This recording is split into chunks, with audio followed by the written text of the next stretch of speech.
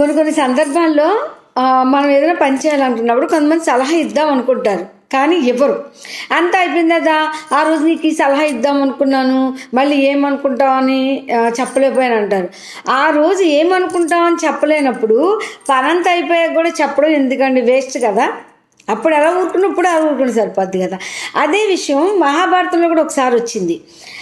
అంబ పెళ్లి చేసుకోవాలి అనుకున్న అతన్ని భీష్ముడు చంపేశాడు.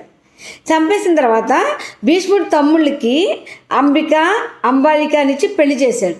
కానీ ఈ అంబని పెళ్లి చేసుకోలేదు. అది ఆవిడ కోపం పెట్టుకుంది. ఆ విషయం ఆ రోజే చెప్పేస్తే బాగుండేది. చెప్పకుండా కొన్ని రోజులు పోయిన తర్వాత భీష్ముడి మీద కోపంతో అగ్నిప్రవేశం చేస్తాను, మళ్ళీ జన్మెత్తి నిన్ను చంపుతాకే పడతాను అని చెప్పి భీష్ముడితో ఈ మాట చెప్పుద్ది. అప్పుడు భీష్ముడు చెప్తాడు ఏమని, చెప్పాల్సిన టైంలో నువ్వు చెప్పకుండా ఈరోజు ఇప్పుడు చెప్తే ప్రయోజనం ఏంటి అంబా, నేను ఆ రోజు ప్రతిజ్ఞ చేశాను పెళ్లి చేసుకోను అని. నువ్వు ఆ రోజే చెప్పేసి ఉంటే నేను అప్పుడే చెప్పేవాడిని.